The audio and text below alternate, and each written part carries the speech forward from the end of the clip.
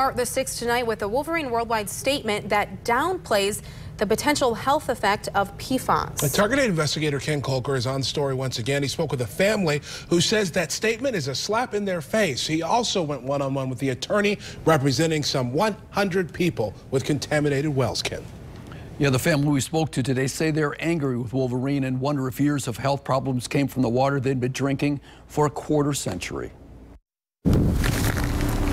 The Hulas were one of the first families to move next to Wolverine Worldwide's former House Street dump 27 years ago.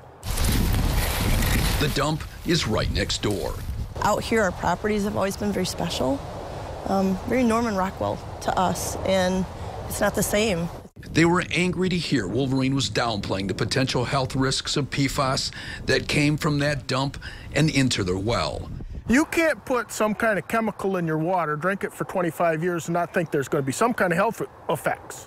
On Wolverine's blog, the company quotes its own expert, a board-certified toxicologist, who says there are no human studies that prove PFAS causes any illness. I had some tumors removed from the back of my neck.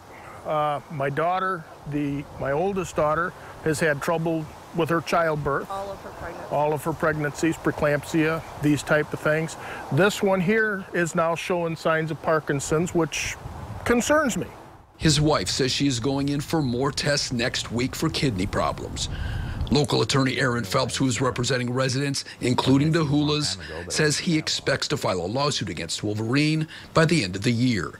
People are understandably concerned about their health, and to go out and suggest that that is not something that people should be concerned about is it's a slap in the face.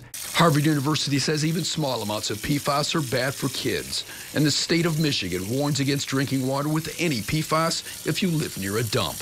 The EPA and Centers for Disease Control both list possible health risks, including cancer.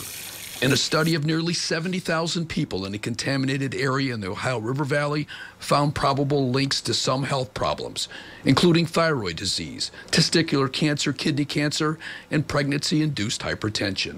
As a parent, had I known there was the risk of anything being in the water, whether I knew it was toxic or not, I just wouldn't have fed it to my children. Wolverine used Scotchgard, which contained PFAS, to treat shoes. It dumped sludge from its tannery until 1970 at its landfill on House Street in Belmont, where contamination has spread into drinking wells more than 2 miles. They could have been up front in the beginning and not had a problem with any of this.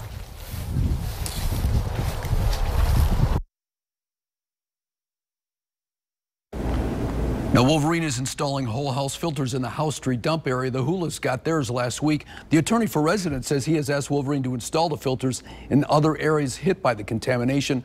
And we got a statement just moments ago from Wolverine saying it is working closely with the state on all possible contamination areas, which they provided with bottled water. They say they're waiting to gather more facts before deciding on whole house filters.